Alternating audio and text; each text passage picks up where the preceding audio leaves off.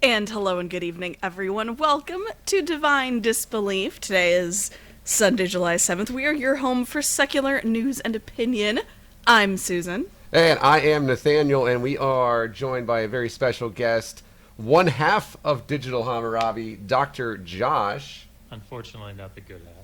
Oh. We're going to let the audience decide that, and then we'll just have Megan join us next week or whenever she's available and see how it goes from there, and then we'll have you guys fight it out on a new show to see who comes back from that. I got my money on her. Oh yeah, for sure. So do I. Sure. Welcome in, Dr. Josh. It is really great to have you.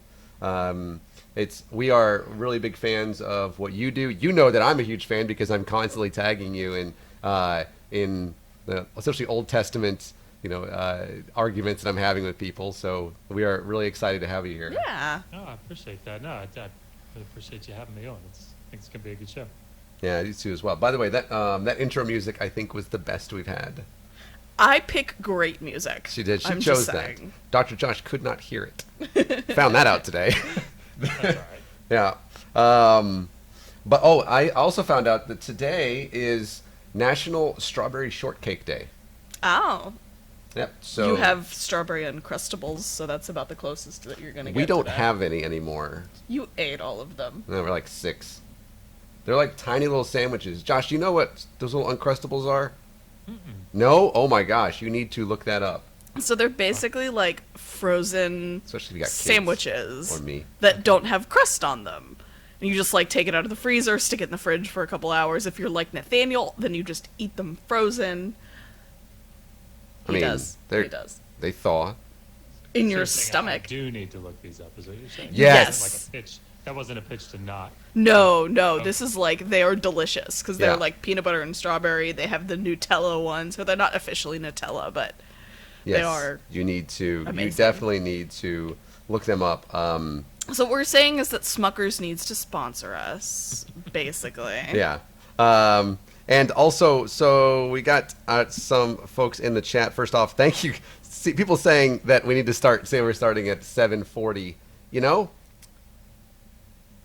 That's not a bad idea. Yeah. But then we'd be here at 8. So. Yeah, that's true. But Nick, welcome in. I see Inquisitor Quandary, who gave us our awesome fan art last week. Yes. With the corgis and Baphomet. I need to print that, and I'm gonna Yes. put it like on my monitor at work, because I have like pictures and stuff on my monitor, and I need to print that out and put that on there because that was the best. Yeah, it's some of the best fan art that we have. Obviously, with Gaelic Knox giving us the amazing fan art that we have on the bottom right of our screen. Yes. And then I see that my nephew's in the chat again. Welcome in, nephew. It's good to see you. Digital Hammurabi, by the way, is Dr. Josh is, and I actually let you kind of go over that, Dr. Josh, but I know that you are a seriologist. Now, for someone like me, Explain like I'm 5. Oh, okay. It says, think of the most boring. No, okay. That's what I do. So it's essentially Megan and I deal with ancient Assyria. So it's basically the languages and cultures of ancient Iraq and Syria. So Mesopotamia, if you ever took Mesopotamian history in school, usually I think they teach it in middle school now. But Hammurabi, Sargon, Gilgamesh, all those people. I'm from Texas, so we took multiple years of Texas history. So Okay, yeah, that makes sense. Yeah. Yep. And where did you? Because I know that you and Megan were both overseas, right? Yeah, she was in, I want to call it Anatolia, but that's not what. She was in Turkey for a little while. I was in Syria for 3 months in 2009, just before the war. I was gonna say that was before all the goings on. yeah. Yeah. I wonder what. Oh, go ahead. I was just going to say, we spent every 1 day a week in Aleppo. We were just about an hour and a half east of Aleppo excavating Yeah. at the site of Umm Mara. And every week we'd drive in for the day to Aleppo, and that was amazing. Yeah, I bet. I wonder when you look at and you think, because this wasn't something that we had discussed before the show, but this for me is something that's really, really kind of important, because not just because of what you do and because of how important that is, but also because of like geopolitical things, what's going on in the Mideast, especially in Syria. I wonder what's kind of if they're taking into account anything that has to do with history there, with all of the conflict and what they could be possibly damaging. They probably are not. Yeah, imagine not. Yeah, I mean, there was obviously a really big, it was in the news quite extensively about ISIS, and the things that they were doing in Iraq. Yeah. For those things, but, and that was directly related to our field. These are Neo-Assyrian pieces of art, those sorts of things. But Yeah. it's sad. I mean, there's no other way to describe it. And like the site of Umm Mara, we don't really know, at least the last time I checked, we don't really know what's going on at that site. And it was a pretty important site for the period. Oh yeah. Yikes. Yeah. So hoping that they find some way to, if nothing else, to preserve like history, to be able to, find some sort of peace. And we've been hoping for that for thousands of years, I guess. Yeah. So We'll see how that works out for us. Yes. But, But we're back for the first time. And by the way, thanks for that intro. We're certainly going to get into more of what your channel is later on in the show. But we are back for the first time since last Monday. Yes. We were not here on the 3rd, and then we had the 4th of July, which in the United States is Independence Day. In other places, it's, damn you Yanks or whatever. In other places, it is the 4th of day July. in the month of July. Yes. And so we got to march in the Arlington 4th of July parade, which I think is the largest 4th of July parade in Texas, and it's one of like the 4th or 5th largest in the country. Yeah.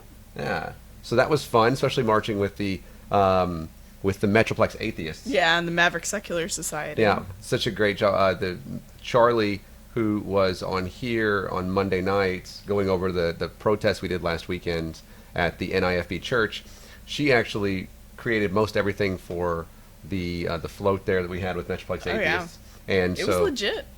Yeah, and you can find those photos obviously on our Twitter at Divine Disbelief, and also on our personal Twitter accounts. And I thought the parade was a success. I did too. We didn't get nearly as much stuff yelled at us this year as we did last year. Yeah. Because there were a lot more of the God bless America and Jesus loves you last year. There was a lot more of that than there was this year. People just stopped clapping for us whenever they saw us roll by on our trailer float. Which we had the worst freaking positioning in the history of parades. I think we were in front of like the Coast Guard Auxiliary. Yeah.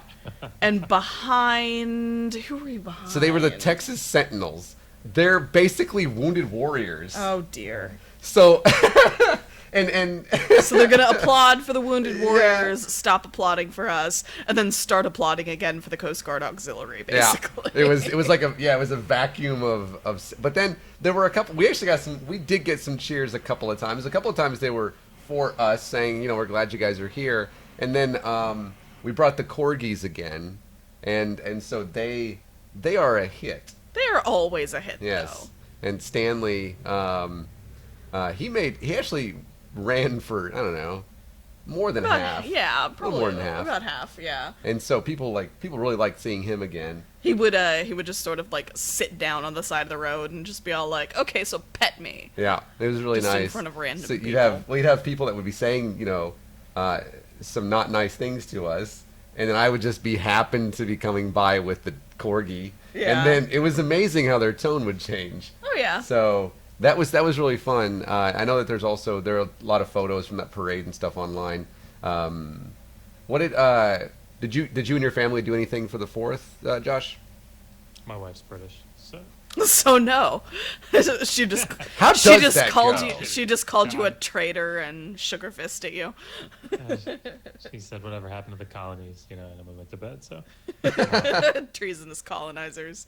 no, we didn't, but that's not for any particular reason other than we're just introverted. So Fair enough. We also wearing the.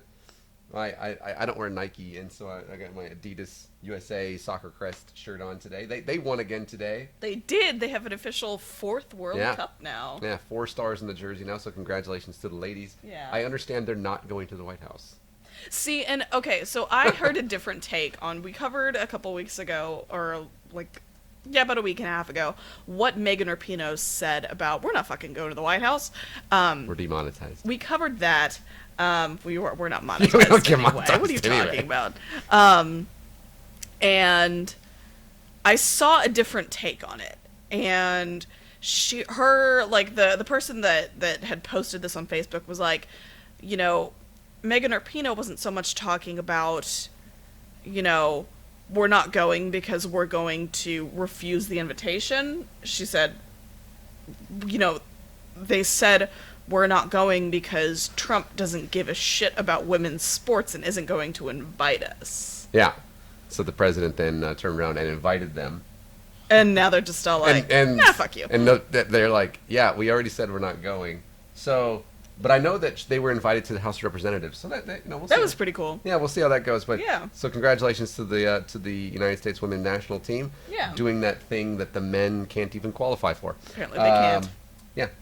So with that, let's get to the news. What's first on the docket? Well, so usually we reserve stuff like clergy crimes for Wednesdays. Yeah. But since we didn't have a show this last Wednesday, we do have a few not just clergy crimes, but just, authority crimes in general. Did you see the one that I entered around noon this morning? I was just laughing at him. It just says ha ha ha ha ha. Yeah, I saw that one. That one we gotta go make sure make sure we don't miss that one, because that one, there's a video of that. If I can put it on there, it's great. Oh no. Go ahead. Video of somebody Yeah, they self-immolating. yes. So the clergy were very busy in their illegality. Illegality? I can't say illegalities. Illegality. So let's talk about a pastor in Florence, Alabama. Oh yeah, this guy. So we're always going to talk about Alabama first, because Alabama is They're trying to be Florida. perpetually problematic. So Yeah, we don't try to. It's just, I'm telling you, Josh, I don't know how many of our shows you listen to, but we don't try to. They're trying to be the worst state ever. it's just the way it works. And, so there's the lead pastor of a Florence church named John Martin was taken into custody on Friday evening. This is not this past Friday, but the one before. He was booked into the Lauderdale County Detention Center on 4 counts of sexual abuse of young boys in his congregation. He's been a pastor at Lighthouse Baptist Church for 9 years, and thankfully he has since resigned that position. But his photo and his family's photo, I found out today, are still up on the website as their pastor. I wonder... I looked at it today. That's mildly disturbing. So the arrest came less than a week after he confessed to his congregation about his inappropriate behavior. The prosecutors within the Lauderdale County District Attorney's Office say that Martin actually felt compelled to confess the sins on June 23rd. Why June 23rd in particular, I do not know. I guess it just is that the day you move over from Gemini to Cancer? Is it? I don't know. I don't know. I don't pay attention to that stuff. Josh, you're the Assyriologist. That means astrology, right? Yes, so it's roughly. I mean... So, one of my favorite things about this... Yes. Well, okay, I hate saying one of my favorite things when it comes to the sexual abuse of anybody, especially minors. Yes. But this guy, what's his name again? His name is John Martin. First off, there's actually a John Martin that is in the American War of Independence who was a spy. But I wonder if he's named after him. I hope not. But this guy was the pastor that was a Lighthouse Church or something like that. They are vehemently anti-abortion, even in cases of rape, and even in cases of like the mom might die. So they're much like the Alabama State House. Yeah, and not only that, they are completely anti-LGBT. Of course. And says that the men must always wear suit and tie, and that the women must dress modestly, and they are incredibly conservative in their political leanings, which I can see that. And it's this guy rails, so they're basically NIFB, completely against any kind of divorce, like at all. Yeah. And this guy regularly railed about how homosexuality is the worst thing ever. And so it's like, wow, I realize it's not, like you can't just say that Pastor Shelley automatically, because he does it all the time. Yeah. Every week. I'm certain he did today too. We didn't watch it today.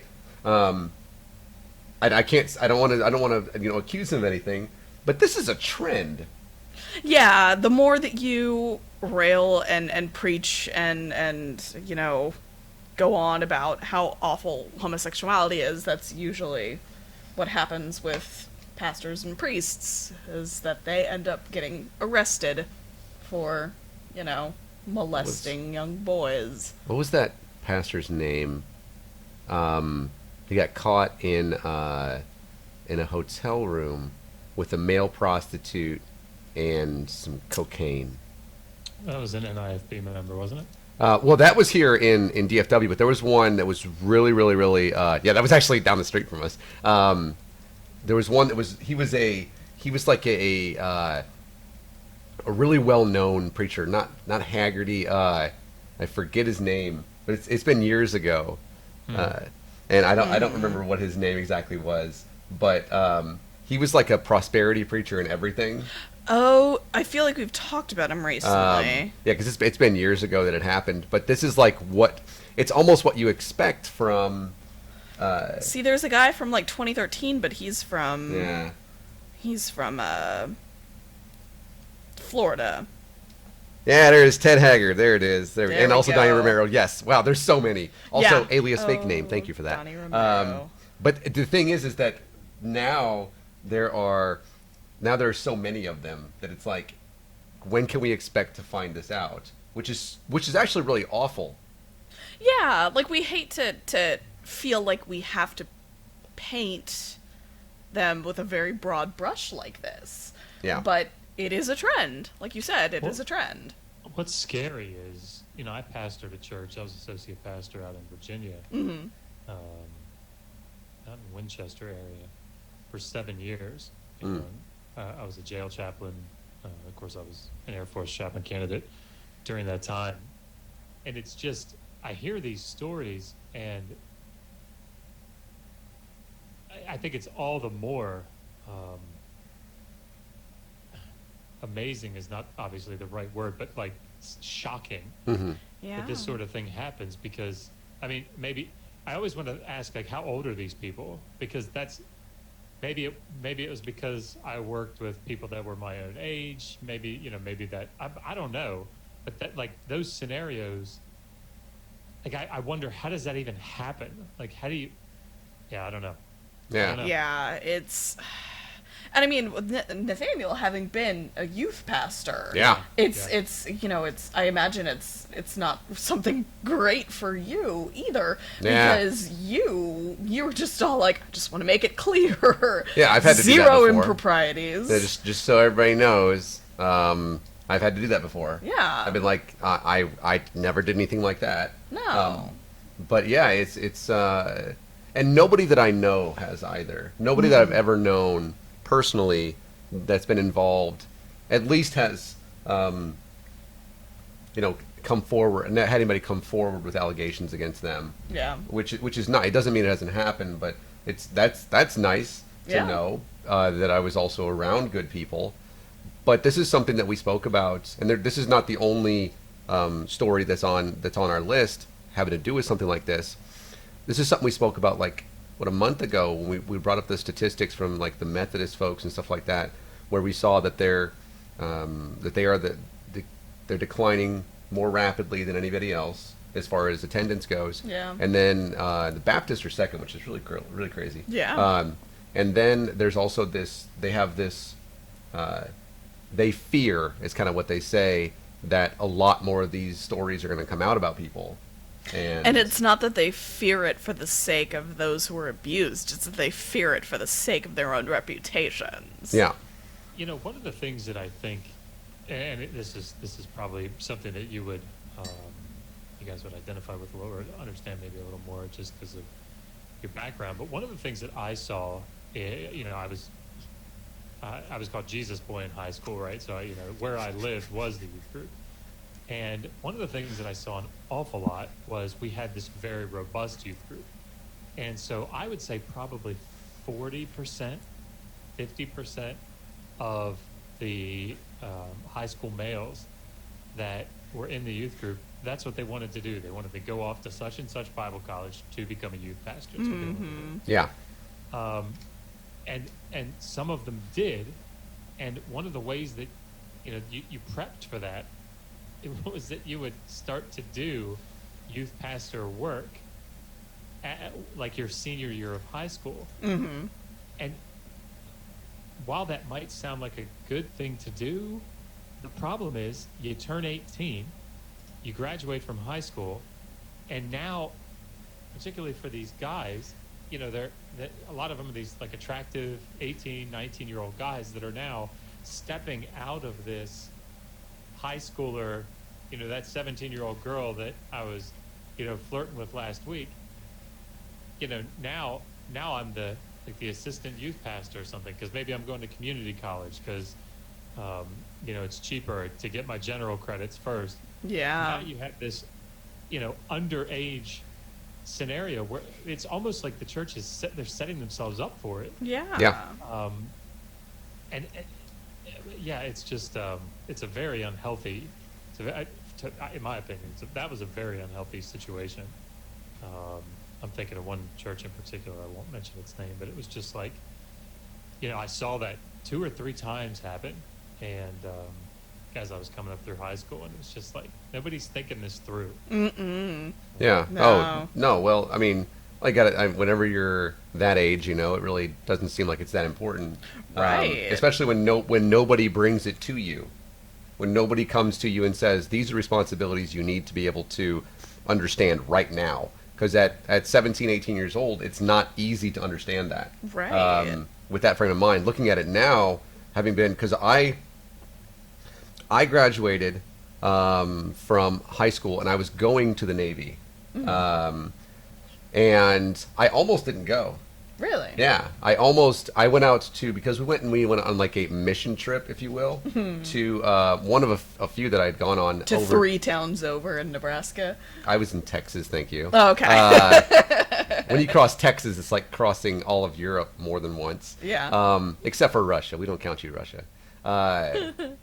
and went over to Chinle, Arizona, into the Navajo Nation. And I found out for the first time in my life, by the way, that there are people in the United States who have never heard of the Bible. Yeah. That was eye-opening for me, and that should have been enough for me to be like, oh, this, I need to start viewing things differently. Maybe I shouldn't mess with your culture. Yeah. I was like, wait, you really have it? And they said, no. And so for me, I was like, oh, well, here's Jesus. Part of me should have said, there's a reason. Yeah. But I actually went back out there, and I stayed there for a little while, like by myself, out there helping out with the church on the reservation. Oh. Before I went to the Navy, yeah. Yikes. Yeah, it was, Yikes, man. what? I was 17. Oh, yeah, no, that's So you can, true. like, yeah, when we talk about that, it's like, there's a level of, then I ended up going to the Navy. There is a level of responsibility that when we're that age, Yeah. have no idea. Yeah. It's gung-ho, change the world. No wonder so many of us go and just, lay our lives literally down when we're 17, 18 years old. Yeah. Because it's like, I'm going to do everything and change everything, and you can't stop me. That's how they get kids to join the military. Yeah. I joined when I was 17. Yeah. Yep. I had my 18th birthday in basic training. Aw. I had The most exciting birthday of my life. I had just turned 18. Wow. Yeah. I was like, oh, well, okay. Yeah. See, when I was in high school and going into see, y'all had very different experiences with youth groups and stuff than I did, because the Yeah. youth group of the church that I went to, it was a Baptist church, but the day before I went to this church for the first time, it was prom. So it was I went to prom as a junior, because it was technically senior prom, but I went as junior because I was cool and stuff. I was not cool. I lied to you. I'm not cool. So I went and met up with somebody who I was in band with and a bunch of her friends that they were all in youth group together. And of course, after prom, we all went to the beach and they all got drunk. I didn't drink at the time. I didn't actually take my first drink until I was 20. And they all got drunk, got up the next morning, went to church hungover, some of them still drunk. And I'm just like, this is a very different experience than I'm used to with church kids. And Yeah. they were typical teenagers. And I never did any of that. I didn't go to prom. really, Mm-mm. because you were too Jesus-y. Yeah, you got called what, Jesus kid or whatever it was? Jesus boy, yeah. Yeah, I was Jesus freak. Jesus freak, yeah. Which for me at the time, it was You took that as a... PC Talk 2. Yes. Yeah, I was like, what that means? I had the shirt and everything. Oh, wow. Yeah, I was yellow. The only time in my life I ever decided yellow was a good color. On me. It looks great on other people, not on me. It washes me out. I understand that now. The things you learn after you leave Christianity. Don't wear yellow. Don't wear yellow. Yeah. That's the only thing I've learned. It's the only thing, yeah. Let's see. Any other? We got. I know we got more clergy issues. Yeah. They- So we they do do have that. another clergy issue. It's I just want to point out, if I could, just for a second, Science Side Up is in the side chat, and Maddie asks what you did in the Navy. Maddie never asked me what I did in the Air Force. because that was the Air Force, Josh. Yeah, she's your brother in arms, you see. So Automatically assumes that you flew airplanes. she just doesn't care because she was in the Navy. Oh, she's in the Navy. Oh, I started off as an ABH. It's an aviation bosun's mate handling. Whenever you go into the Navy, that's what you want to do because Top Gun is a thing. And I wanted to be the yellow shirt, right? With the little, I got to do that too. I hated it. You didn't learn that yellow wasn't your color, did you? It was just like a jersey. But it was really cool. I know. Yeah. It's the Anyways, joke. thanks, babe. And and then I was like, turns out I hate being on the flight deck of aircraft carriers because it's terrifying. That too. I did get hurt a couple of times, and it's also very loud. Yeah. But also, it doesn't matter what the weather conditions are. I've been in the North Atlantic, and to where it's basically like Titanic season, right? And then I've also been into places where it's like incredibly hot.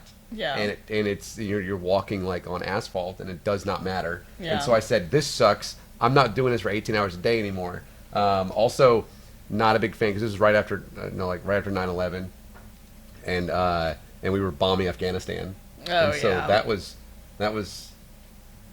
Not fun. yeah. You start to think about what that means. Yeah. Thankfully, I didn't bomb anybody. I watch them die. But I was like, I hate doing this, and so I changed my rate, and I became basically the glorified librarian, religious program specialist, and that was I remember you saying that. Yeah. so that's what I ended up doing like for the rest of my time in the Navy. And tell everybody how people tried to get you to cuss. Oh yeah, they did, because I never cussed. And they would try. It's like they would like make bets basically, and they would try to get me mad and try to like beat me like in like the PlayStation and football and stuff like that. And they would try to do things that would make me mad. Like they would get into like my rack and stuff, and you had to open up the rack, so it's just like your bed, and then you open it up. People in the Yeah. Air Force, you had cush areas where you could live. You don't understand this. Open. We really did. Yeah, we know.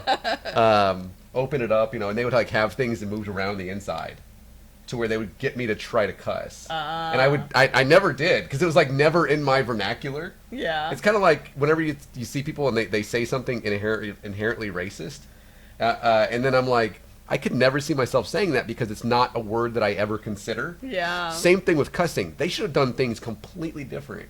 Like completely differently, because there were other things that you could have gotten me to do. Yeah. Cussing was never an option because I never say it ever. It's not even a word I ever even thought, like any of them. I have a hard time reconciling the fact that you never cussed, Yeah, but then you did get caught. yeah. I got caught having sex on an aircraft carrier. He It- did. This is like I feel like you're telling my story. I got. It's like exactly the same. Of course, I got into the better branch of the military, but other than Oh, that, yo, you did for sure. We got in the most popular one. well, I mean, yeah, it's the one that more people can get into. 'Cause Yeah, that's- it's true. Yeah, you don't. Yeah, That's right. the ASVAB score do not have to be very high. For the rate that I ended up going to, it had to be pretty high. Yeah. And I was like, oh, I can do this. But I also got like, Just kidding, obviously. no, yeah, for sure. But no, I have the best. Like, and Susan has already heard this as well. I have the best, like, craziest place you've had sex story. He Like, does. And He nobody does. ever. Nobody ever, can beat it. Never have. And I'm like, it's one of those things again. At the time, when you're 18, 19 years old, you don't realize what you're doing and how it's going to 20 years later. That's not 20 years later yet. I have not been out of the Navy for 20 years. You're 36, though. It's not 20 years yet, Susan. That's 18 years. But and so that's that. Yeah, it was really odd. That's for all the things that I did and stuff. Like I would never cuss. Yeah. But I also never, whenever we would like make port, you would always see at the end of whenever we'd come back on and everything, all these people that were married and everything, they'd be down like in medical, and they'd be getting medicine and stuff. Oh yeah, they'd be seeing the ship Yeah, stocked. like I'm gonna get some like penicillin or something. Yeah. That's also when I found out that I can just say I'm allergic to it and they'll give you pills. Oh yeah, because you were telling me about the peanut butter shot. Yeah, when they give you a huge needle in the ass. Yeah. In boot camp, turns out you can just tell them you're allergic to it and they'll give you pills. Did you know that, Josh? No. Yeah. We were lined up like cattle. Yeah. Same story. Yep. Yep. And One of those like 6 guys bent over a table. Yeah. Yeah. And they had to put my shirt in my mouth, and they were like, "Just so you know, we're gonna." And then it was yep, and I was like, "Ow!" Never had anything in my life. Why? Why is this a thing? You're like, I don't like this. Anyways, I was. But it's absolutely crazy though, and Skylar and I actually talk about this a little bit on the channel, but it's crazy to me the things that and they don't realize they're doing it. But the things that like the Baptist Church or the Fundamentalist Church focus on, and yet they raise us, right? That's what they produce is us. Yeah. It's people that are so unbelievably careful not to take that drink, unbelievably careful not to say damn, but will have some of the most risky sex, like, and you don't realize that it's risky, but you just Yeah. It's like I cannot believe I don't have 17 children. Like I have no idea how. Yeah. Same No. for She you. says that to me regularly, because it's like what, condoms. Yeah. What is that? Oh. Because it's you don't talk about that. No, we don't talk Yeah, about sex. We don't talk Yeah. about condoms. You just don't have sex. Right? Yeah. And that doesn't work. You end up sitting on the end of the bed with your very strong Christian girlfriend crying together, going, "We're not going to have sex again." And then 5 minutes later, you have sex again. Yeah, Yeah. definitely gonna happen. Yeah. No, yeah, that's true, and that's why actually one of the articles we're getting into kind of has to do with that, like part of the sex education thing. Yeah. 'Cause that's sort of our thing. Yeah, sex Sex ed education stuff. is and pushing that in the state of Texas and other places, but especially Texas because of what we can do here is a big deal. Yeah. Because that's part of that. You're not going to hear it in church. Nope. Got to hear it somewhere. Not Gosh gonna dang hear it at home either because the parents are too embarrassed. Yeah, that's a big deal. Yeah. Speaking of embarrassing parents. Yeah. So it was a 19-year-old member of the choir. Of all the people, why do you do this to a woman who is in the choir? Because I refuse to call somebody who's an adult a girl.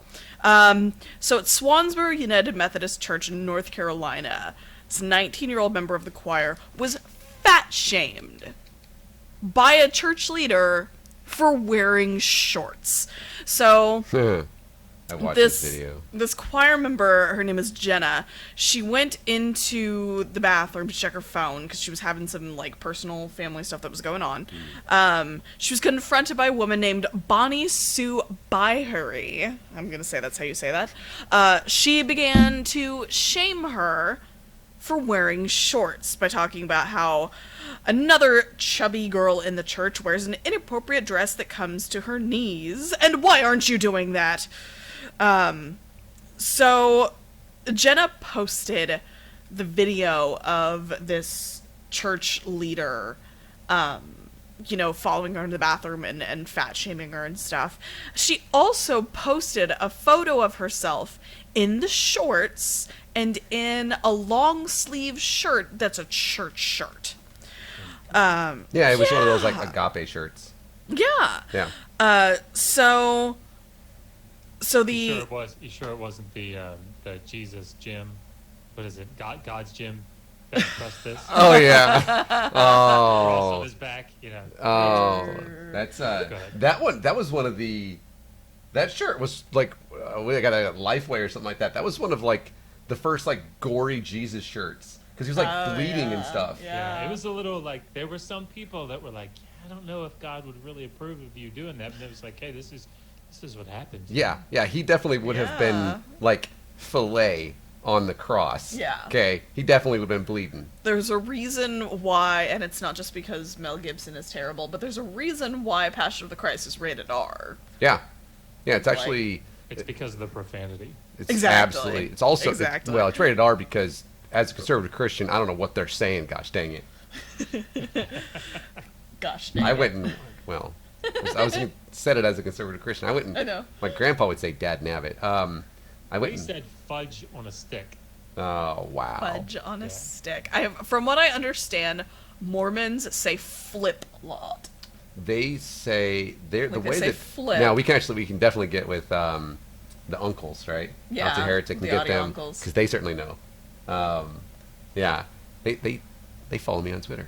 They follow me on Twitter. Yeah, but I remember watching the Passion of the Christ in theater. I did too. I cried my face off. I was like, what? Like seriously, even because I was a youth pastor at the time, Yeah. and I was like, what? See, it was what, 2004? 2005.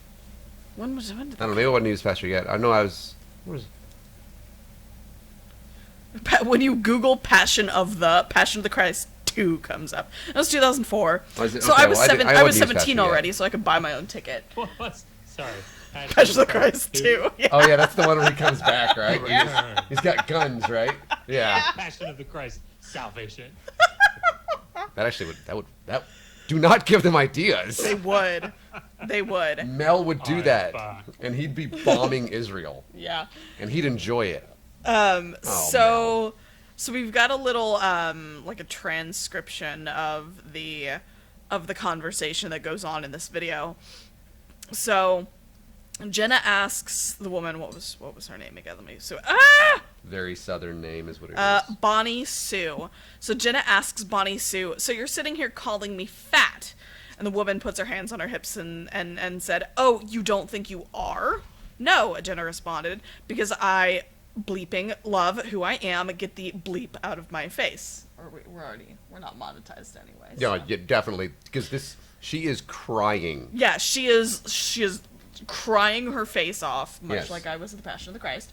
But actually, with reason. Because this not herself No. petite woman, No. older woman, yeah, if you I could body shame the fuck out of her right now, but I'm not going to because I'm a good person. Is in this young lady's face. She's 18 years old, right? 19. Yeah. 19. Oh yeah. No, yeah. Actually, because she's bawling when she says this, because it's Yeah. like people commit suicide because of this type of shaming. This is bullying. Yeah. No, go ahead. So, the woman says, I don't have to, and don't swear at me like that again, before she goes on to demand, don't come back on that stage with those shorts, I'm warning you.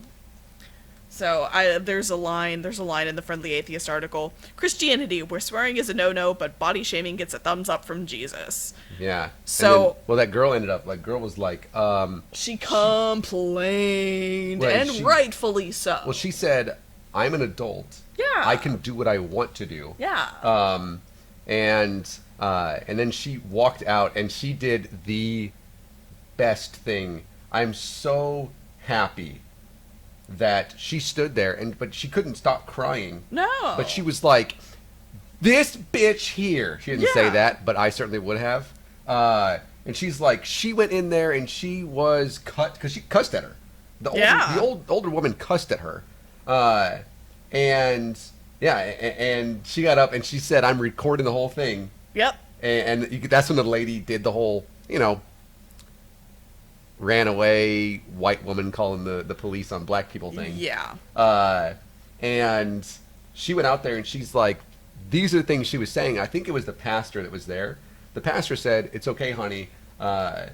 You go into the bathroom. Yeah. Go ahead and go back in there and We'll take care of it. yeah, we'll take care of it. You pull yourself together best you can. And then they released The hounds. well, kind of. It's a sternly worded letter.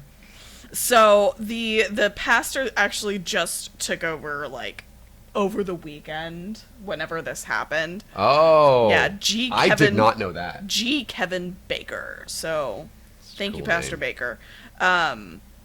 And so they basically released a letter that said, no, Bonnie Sue is never going to be representing us ever again. She's been removed from any of her... Really? Okay. Because she would, represent them at conferences and stuff. Ooh. Yeah.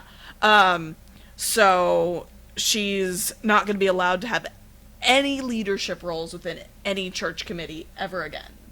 She's basically been excommunicated in the most Methodist way possible. Yeah, which is great. Yeah. I mean, rightfully so, because she was a complete and total asshole. Yeah. So the pastor writes in this letter, dated July 2nd, this afternoon, I, members of the staff, and other church leaders met with Mrs. Bonnie Sue Byrie to address the incident that occurred this past Sunday.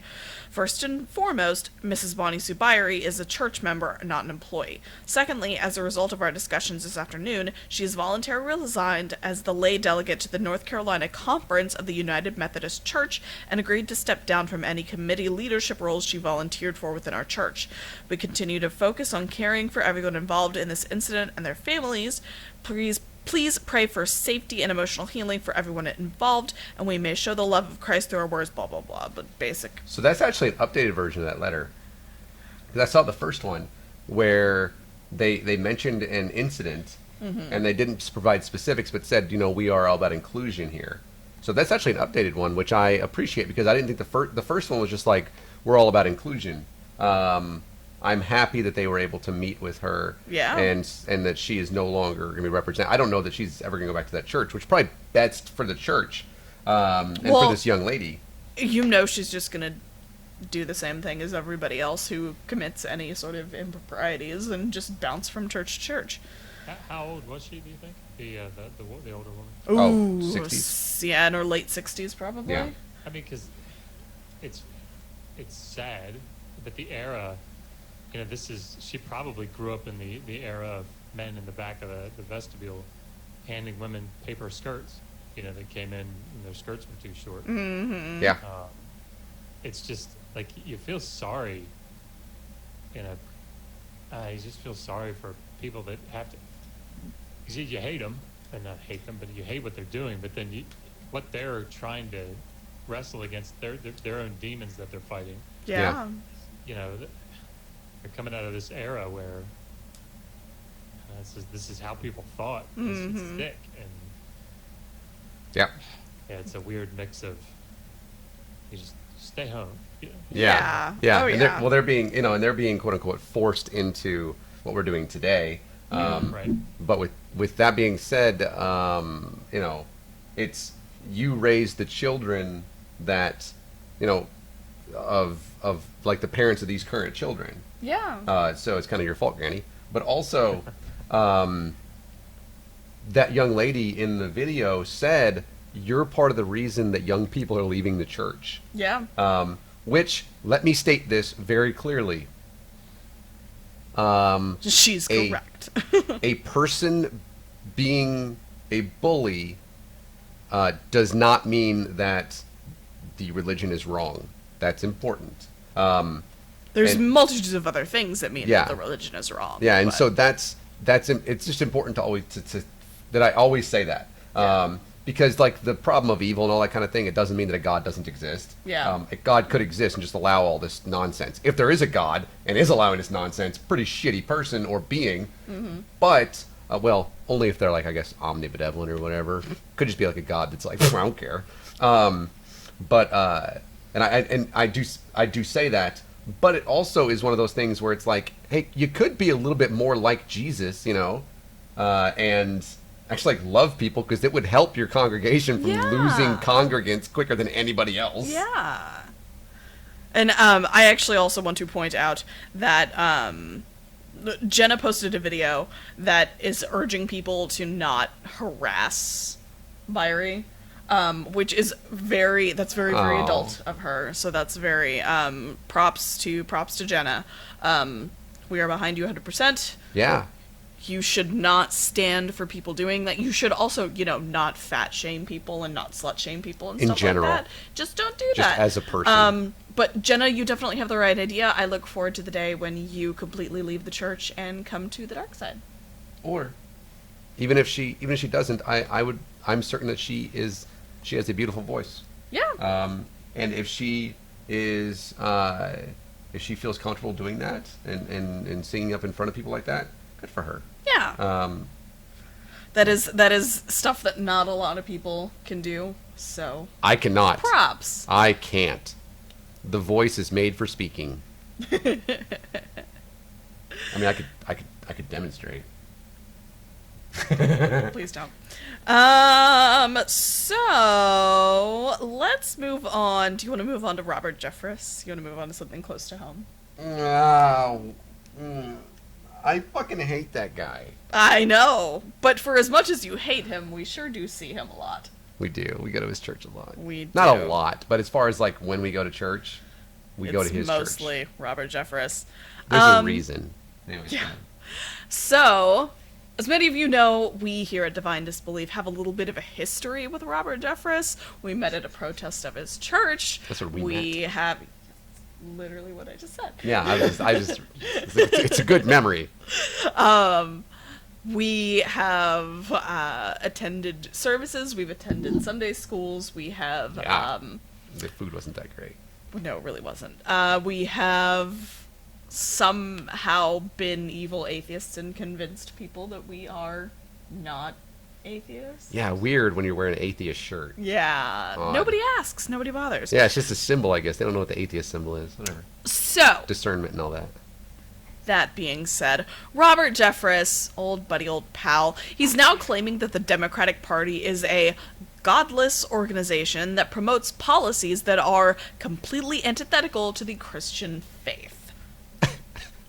Which is really funny considering what Buttigieg said, that the Democratic Party, despite being the party of separation of church and state, which it's not because I was at the it's not. Texas Democratic State Convention where they had invocations. Yeah. So Yeah, 99% of Republicans in Washington are Christian Right. of some sort. And it's like almost 90% of Democrats I don't are understand. I just looked at it. I have to look at it again. But it's like there's a couple of Muslims now. Yeah. And then Bernie Sanders is Jewish. Yeah. And you know how the Christians feel about Jews. They like it when it's Israel, but also they hate Jews. Yeah. Not Christians. You know what I'm saying. Sorry, anti-Semitic people. The far white. The far white. And so they're Christian. I don't understand this mentality that like Republicans rail against Democrats because of Jesus, as if they're also like Cory Booker earlier today was in a church and he was talking about every single decision he makes has to do with his faith. Elizabeth Warren said the same thing, though, Yeah. didn't she? And it's like, I understand to a certain extent that it's like a pandering thing. Like, I understand that, but If there's it's still a very deep part of who they are. Yeah, and if I'll say this, if there's anybody that acts like Jesus, it's not the party that currently has control of the Senate. Yep. So I did I'm not still read this recovering. because thinking of Robert Jeffress makes me queasy. What did he say? So, according to the Christian Post, Jeffress said, when they talk about God, they are not talking about the real God. He is gatekeeping God Oh, now. fuck off. The God of Abraham, Isaac, and Jacob, the God who revealed himself in the Bible. These liberal Democrats are talking about an imaginary God they have created in their own minds, a God who loves abortions and hates Israel. Okay, so I'm just going to go ahead. Literally just mirrored himself. Go ahead. If we are using the term miscarriage to mean exactly what it means, which is a spontaneous abortion done, by the human body, God is the biggest abortion provider. I'm just gonna go ahead and say that. Yeah, I hate Robert Jeffress so much. Oh my god, I hate this guy.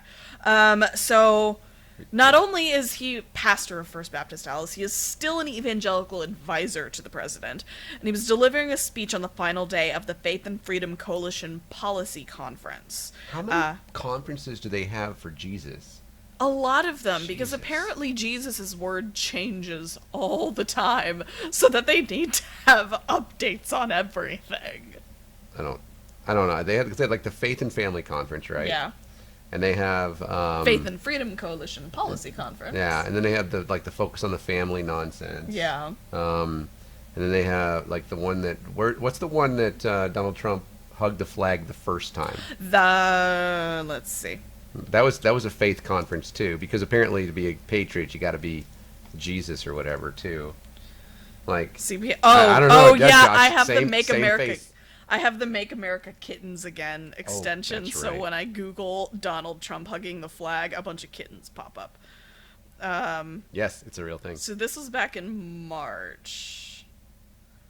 They turned him into a cat. Yeah. I've never seen it do it on there. I've only seen it do it like on Twitter. I've never seen it happen in real life. Yeah, you didn't just see it when it just I happened. just saw it. Wait, watch. She had a photo of the president hugging the flag, and all of a sudden it's a kitten. Make America Kittens Again is legit the best. Oh. The best Chrome extension I've You can ever tell when used it's in like my life. real for me. Anyways, yeah, but yeah, he's got so one of the many non-profit but very much conservative Yes. Jesus conferences. Yes. Okay. And they apparently, the Faith and Freedom Coalition, sorry. So many. Sorry, Faith and Family Coalition. They plan to spend at least $50 million on get out the vote efforts ahead of the 2020 presidential election. So during the speech, Jeffress offered his own take on what Democrats are attempting to do to reach these faith-based voters. Oh, I'd like to find out. Jeffress said that Democrats have realized that they have a God problem and are trying to solve it by talking more openly about God and their personal faith. Which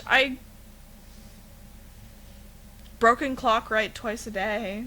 Sure. I agree with him on that. Yeah, religious political pandering is a thing, but it's not new, and it's not a Democrat thing. Right. I mean, that's like part of the platform of the fucking Republican Party. It is, yeah. Like, that's what you have these really awful people that end up just basically... Yeah, Mitch McConnell is a Christian, if you can believe that. Yeah. Let's see. Sorry, I'm you're fine. still recovering from Every the time I look headache over there, I hangover. lose Robert Jefferson. And you're like, ah! Yeah, but I mean, Jeffress is basically saying he's gatekeeping God and gatekeeping Jesus and telling us that we don't know what real Jesus is because we are those awful, awful Democrats. So, can a Christian, and Josh, maybe you can answer this too, because obviously you and I have a little more experience with this being like in former church leadership. I was never, while a Christian, no true Scotsman. While I was a Christian, I feel like he's no true Scotsmaning to Christians. Sounds like it. It's interesting because I feel like I did that to people. I don't know what denomination, like what part of it. You say you were Baptist. I was Baptist. I was for a time. I ended up being like Assemblies of God. Okay. Yeah, so I was a very narrow denomination. I was the more progressive part of that very, very, very, very conservative denomination. Mm-hmm. But we were dispensationalists. I don't know if you know Yeah. this, but I was a mid-acts dispensationalist. So like the right kind, obviously. Yeah, absolutely. Yeah. But like we were always looking for who with whom we could disagree in our midst. Of course. Push them out, Yeah. So, yeah, it's funny because Megan grew up as an Anglican, and of course it's a very different, very very different experience. But I feel like I did the, you're not a real Christian. I am more than probably anybody that I've ever encountered, and I always did it in a loving and pitying way. Never in a, well, I mean, Never in an angry Yeah. way. Yeah. like I'm better than you. It was, look, I know that you think you're right, but You're not. you need to see that the body of Christ began in Acts chapter 13 after the second comma in verse 2. It's actually not far from that. It's actually like 13. No, it's actually chapter 15, verse 11. I like how you both just actually'd each other. Yeah, it's just important to know. Well, he's in the love chapter. I went to the creed chapter. It's important.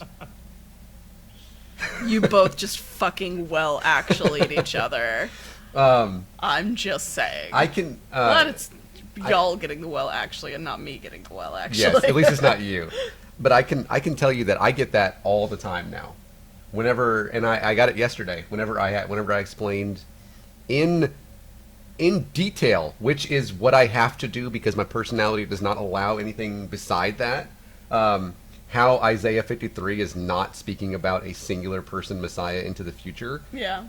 And I referenced other Bible verses in like Ezekiel and even a Psalm. I referenced a Psalm.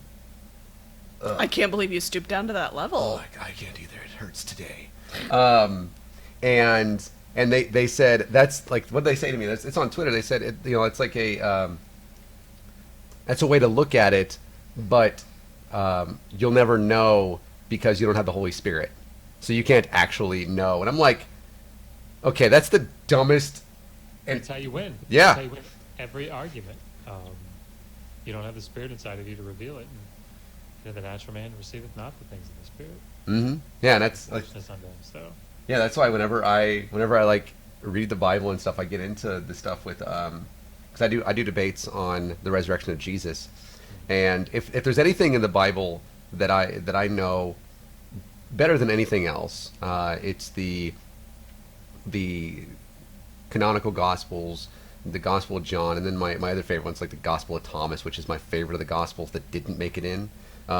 It's the sexy time Gospel. The sexy time gospel. It is. It has more sex in that one, like the Song of Solomon, and then into like the works of Paul, and I debate the resurrection of Jesus based on those. And for me, it almost gets down to I almost end up debating scripture with these people who believe that that the resurrection happened, and I get into that. I have to like watch myself because it's almost like I've ceded things to them when I do that. But it's like, no, you have to listen to what Paul said about this, and like listen to what Paul actually wrote, what we know Paul wrote. And I'm like, wait a second, back out of the scripture real quick, because I find myself doing that as a former Christian, and I remember the conversations that we had about what does this actually mean from this verse, and I'm like, I'm kind of getting back into that a little bit. Yeah. And it's where it's like, oh, it seems like I believe this now. No. it is. So I get this twice a week, 3 times a week. Now, just so that everybody's on the same page. I don't mean this in I guess the way that it's going to sound, but just so everybody understands my background. I got saved when I was 5. I was in youth group my entire life. I went to the Air Force, where I got a bachelor's degree in religion from Liberty University. Ooh.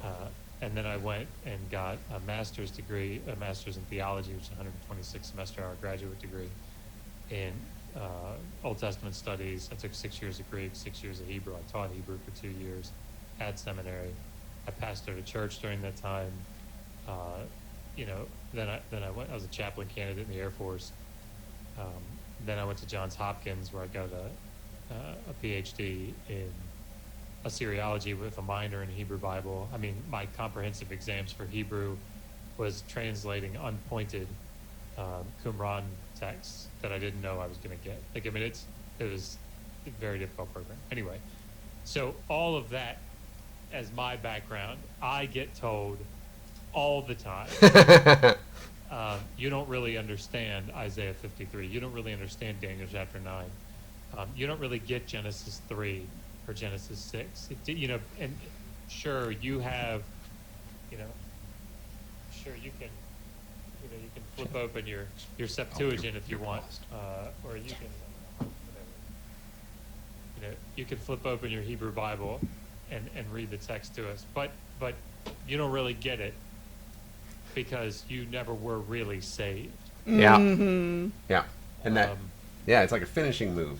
Yeah. I mean, it's what is that? That's the Mortal Kombat. That's Yeah. Yeah. Yeah. It also shows that they don't have an answer. Yeah.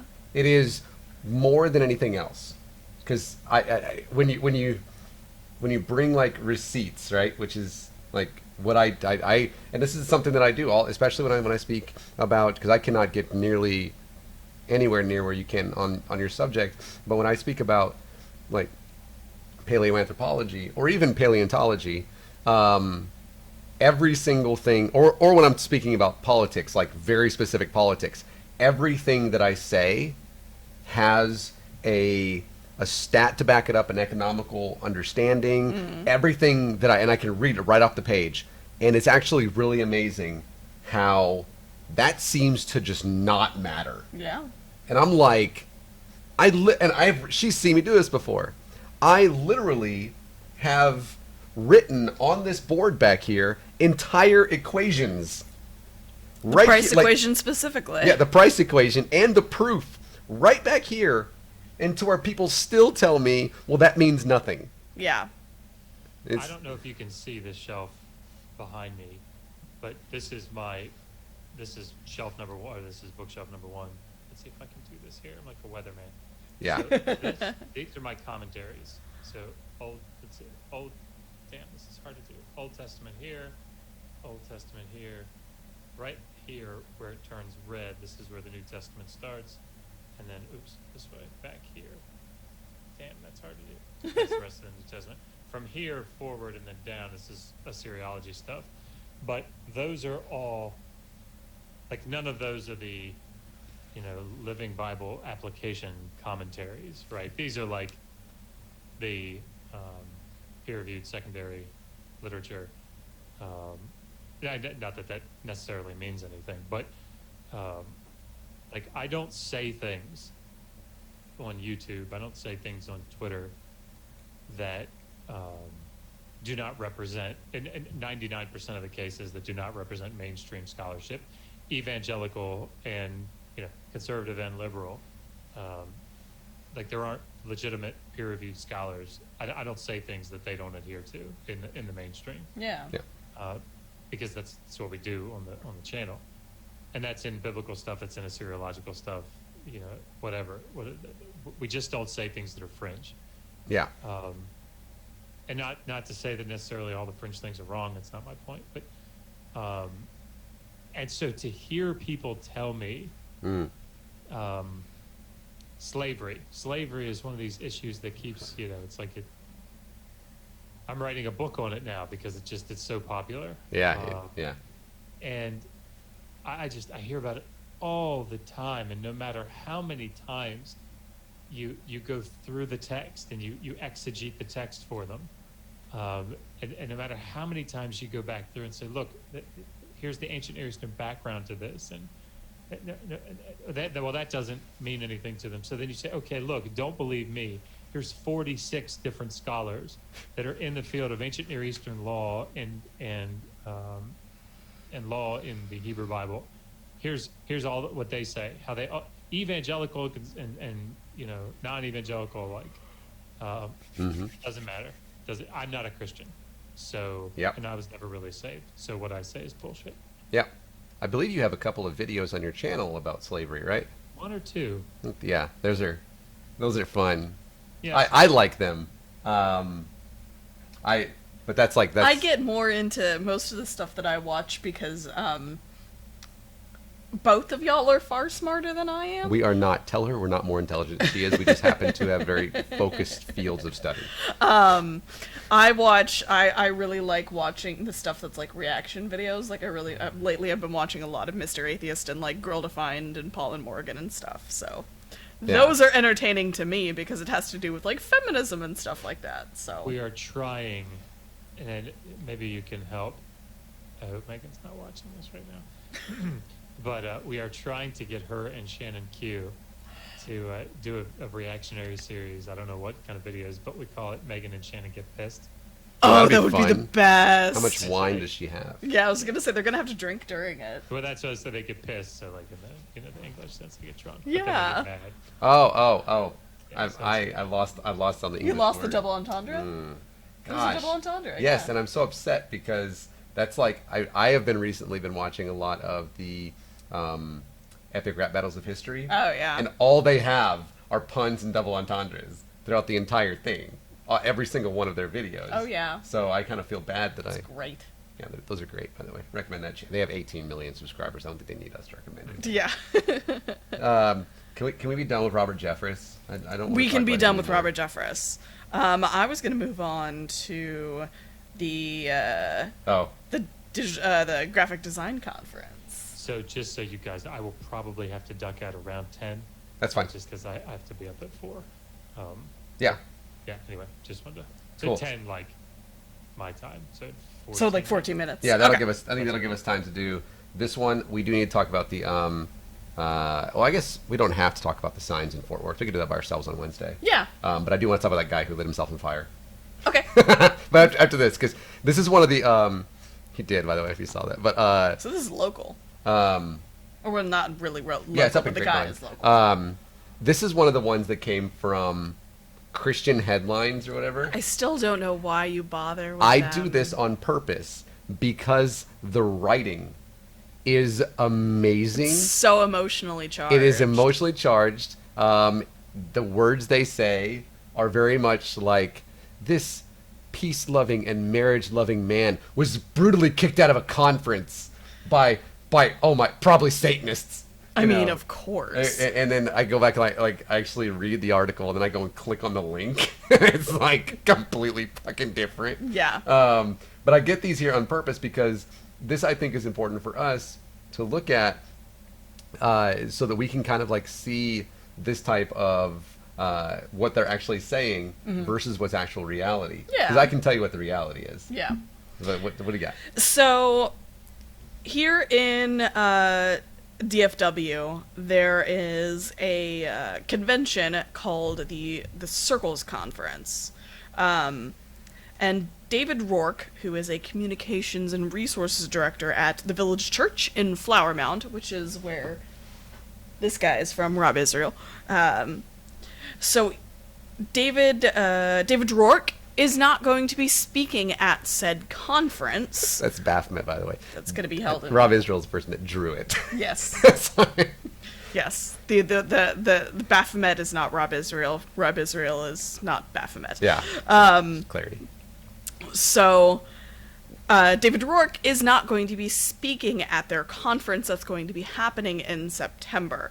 Now, according to Christian Headlines, the DFW chapter of the American Institute of Graphic Arts released this open letter saying that they're not going to be participating in the conference because it includes an employee of the Village Church, specifically, David Rourke, because they are an organization, quote, that does not meet our standards of inclusion because of openly discriminatory policies and practices towards women and the LGBTQ plus community. So they are a Southern Baptist Convention and Acts 29 congregation. And I have to admit, I don't entirely know what an Acts 29 congregation is. Can y'all explain like I'm 5 for that, me, please? Do y'all know what that is? I don't know what that is. Yeah, they're anti... Only 28 chapters in Acts. Yeah, that's... Yeah. I'm going to have to... Like Yeah. a Proverbs 32 woman. Yep. Sorry, go We've ahead. actually said that before. Like, it says Acts 29 in the Yeah, thing. it's like they take everything that's in like the book of Acts and then they say this is who we are. It's like they're anti-LGBT, they're Of course. anti-marriage equality, they're anti-abortion. So they might as well just call themselves NIFB. Well, I don't But think they're they're not calling. I don't quite think they're hate calling for the preaching like execution that. of Yeah. LGBT people. But don't ask them. Yeah, because which I mean, I guess if we do ask them, we find their church to protest. Yeah, that's true. It's We so much one thing that we so found much whenever fun. we were at the protests last weekend and the weekend before was that people would come out and ask us, what are y'all doing? What are y'all doing here? And we would explain, well, we're protesting this church's message, and they call for the death of LGBTQ plus people. They call for the stoning of disobedient children and stuff like that. And they'd be all like, oh, well, I don't agree with homosexuality. And I'm all like, I get that, but do you want them to die? Well, it's what the Bible says. Okay, so you should go to this church then. Yeah, I think you should be part of this cult. So the pastor of the Village Church, his name is Matt Chandler, wrote a book along with David Rourke called Take Heart, Christian Courage in the Age of Unbelief. So you can tell they've got the whole Christian persecution thing going on. The letter that was written to members by the AIGA says, since the beginning, one goal of Circles Conference has been to bring people of different worldviews and creative backgrounds together. While cultivating a collaborative and creative culture is our top priority, we also respect the concerns of our fellow creatives, and we will always be open to dialogue and transparency. I'm sorry, this was Circle Conference saying this, not the AIGA. After serious consideration, we have made a speaker change. We respect the concerns of the design community and aim to create a safe space for everyone who attends Circles Conference, regardless of their individual worldviews or beliefs. So, of course, the church and everybody who is part of it they're flipping their shit. Imagine that. Yeah, Persecution saying, and all that, you know? of course, Christian persecution. They're saying that he remained gracious, but David Rourke's tweets are very passive-aggressive. Oh, yeah. Yeah. And for some reason, Dana Loesch. I don't know say how her to say name her out name. loud because she might appear in the mirror. She got involved somehow. I don't know how. Yeah, again, they probably said her name 3 times. Well, if I did, does that only count if you say it right? Because I just said it 3 times. She just knows. She just knows. Her ears are burning. She said, It isn't enough for Christians to keep their faith out of the workplace if we've seen in uproars over Chick-fil-A or Masterpiece Cake Shop. Go fuck yourself because you have fundamental misunderstandings of what the fuck is going on with those. Now Christians are punished for simply having faith. Dislike of Rourke's views seemingly come from a refusal to understand his faith. Excluding him from a design conference is deliberate bigotry, not just against Rourke, but a clear statement that Christians are unwelcome, period. Yeah. Cry me a river! There's plenty of Christians. It's here in DFW, that conference, by the way. Yeah. It's here in DFW. There's a lot of fucking churches here. And there are a lot of people that are going to this conference that are Christians. By the way, Acts 29, I wanted to make sure that I was correct with that. Is they are the next chapter of Acts. They are church planters. Got it. Yeah, I went and looked it up, and it was like graphics heavy website with like jamming out and stuff. Ew. And I was like, oh, that's them. They're church planters for the next chapter of the Book of Acts. Ew. It's very clever. $20 says they couldn't tell you anything that was going on in the Book of Acts after. Chapter 4. Yeah. Oh, Isn't the Book of Acts the only actual example in the New Testament where God strikes someone down? Ananias and Sapphira. Mm-hmm. I guess if you don't count Jesus. Yeah. Well, yeah, like, we're not counting Jesus because Jesus' dad wasn't God, it was Ted. Funny. Because it certainly wasn't Joseph. That definitely was not Joseph, which is kind of funny. So I think Jesus, so. Mary, and Ted. But it's also one of those that's like have multiple writers, and so it came very, very a very long time after Paul's writings, so it's difficult to. But it is the only example, and there's not even any other examples of of those people at all. Yeah. So. Which makes it amazing that it's absolutely correct. Is awesome. Yeah, I mean, obviously. Just like whenever he appeared to the 500 after he's alive, even though, okay. Nick chases, do they use Miracle Grow for the churches they are planting? Nick is on fire in the chat, by He the way. really He is. And so since we have just, and by the way, this is that faux outrage, right? Oh, yeah. That you get from something we're going to be talking about at length on Wednesday, so make sure you join us Wednesday at 7:30 p.m. Central Time. Subscribe and click that bell icon. I'm going to get better at that one of these days. Ring the bell. About how there's that faux outrage that would not exist, that would exist in a different format the other way around. Yeah. That would say, my speech and all that stuff. Freeze peach. Yeah. And so that's part of that faux outrage that is just, it is rampant among the far white. Yep. Which somebody's going to ask me one of these times yes, I am. That's exactly what I said. He's saying it like that on purpose. Yes. It was the first time I did it, it was accidental. And then it just happened to work out that way. But, so we'll have to go over this really, really quickly. yeah, I'm going to tell this one. This is in London. And we're going to put, will you put this link to that in the chat, please? Because I want everybody to watch this. Arson is bad, by the way. This is in London. Hey, BJ Price, by the way, welcome in. In London, there was a guy, he went to a synagogue. He's an older white guy. He went to a synagogue. Oh, this guy. Yeah. And he's homeless, by the way. He doesn't have an address. Yeah. Yeah. And he went there, and he had a crowbar, and he beat in one of the windows in the synagogue, and then he threw in he poured gasoline in there, like out of a little gas container, and he poured it in, and then he had a like a book of matches, and he lit a match on fire, and he tossed the match into the window, and it's the most amazing thing ever because gasoline did what gasoline gonna do, and it exploded, and the glass and the fire hit him in the face, and engulfed him. So he is okay, by the way, physically. He's in jail, but and it like lit his hat on fire. Boom. And it knocked him back probably 7 feet. A little bit. It is. First off, if there's a God, stop fucking with the synagogues because he's not happy. Yeah. But then, secondly, don't commit arson, like in general. Don't be anti-Semitic in general. Right. Know that we're always watching you. Yep. There's cameras fucking everywhere. Yep. This kind of thing right here, where he didn't get hurt necessarily. The glass from the window just exploded out, though. I am surprised that he is not actually hurt, because in that video, which I do recommend,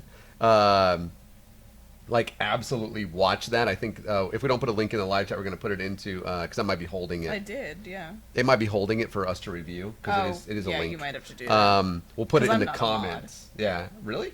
You're not a mod? I'm not a mod. Yeah, okay. Sorry. There's not a. I gotta make Susan a mod. Like, just don't do. Stop breaking the. It's like what Jim Carrey said in Liar Liar, right? Yeah. He yells at the phone. Stop breaking the law, asshole. That's like the thing. It's like, what? Well, we already know what drives a person to do that, and we don't have time to talk about it.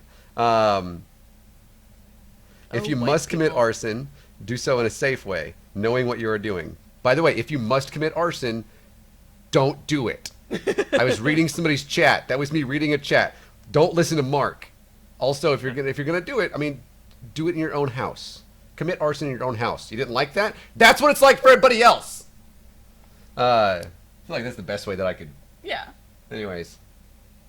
We have other articles we're gonna put off till Wednesday. Yeah. But since I know we did have that hard cutoff time. Yeah. So what we usually like to do is usually sort of give our guest on Sunday the last word. So Josh, where can people find you? Where can people follow you, subscribe to you, etc., etc.? I think you have 9,000 subscribers now. Yeah, we just Congrats. 9,100 now. So, that's exciting. Thank you. We are at Digital Hammurabi. We have a website, digitalhammurabi.com. What is it?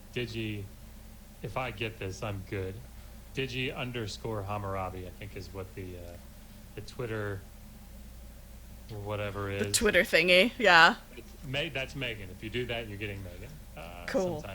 Sometimes she'll show me things, but yeah, it's always better to get her anyway. But yeah, you can definitely find us there. I'd love to have you like and subscribe. But we've got a great scholarship program that we're doing. We were able to raise $6,000 to provide 3 PhD students $2,000 summer scholarships. Aww. That's awesome. Yeah, they're in the midst of doing theirs. They're going to come back and give a report here at the end of the summer, so that should be really neat. But yeah, so all the money that we have a Patreon, and it's called HAPS. The program is called HAPS. Mm-hmm. I made it up as a joke almost, but it's Humans Against Poor Scholarship. And, it took off. It's the HAPS grant. I like it. So yeah. Anyway. And then what do you do on your channel? Basically, it started off that we were doing almost exclusively ancient Near Eastern stuff. So ancient Mesopotamia, Sumerian. I have a Sumerian language course that I just finished teaching. It's free. There are 11 lessons. You can go watch it. Recommend, by the way. Oh, I appreciate that. I'm writing a book. It's companion right now. It's out for peer review, so it should be coming back in, published hopefully by the end of the year. But after we started doing Mesopotamian stuff, Sumerian, Akkadian, we branched a little bit and started doing Hebrew Bible stuff just because so many people were interested in it. So we have, I don't want to call it anti-apologetic stuff, but that's what it ends up being. Yeah. So I went on Aaron Ra's channel and defended him against Mike Winger. We know him. Yeah. which was good. I haven't heard any response from Mike yet. I just there's a reason for that. But I did a 3-part series. So that was on the Ezekiel 26 prophecy against Tyre. So showing what that really is talking about. I thought that was a good video. I have a Daniel prophecy and Daniel video, so showing that that's not talking about, like Jesus, or it's talking about, the Greek Empire and Antiochus Epiphanes. And then I did a 3-part series against that guy, What Do You Meme? Again, sounds so bad, but responding to What Do You Meme on slavery in the Old Testament and the Ancient Near East. So we got a lot of that stuff on there. We have our most popular video is I summarized an article by Don Dershowitz where he talks about Leviticus 18 and how originally the Pentateuch, the Torah, did not condemn but condoned homosexuality. So Yeah. that's very popular. Yeah. Mr. Atheist recommended that one and linked to it, so that's had probably 25,000 views or something. But yeah, that's Yeah. all the stuff.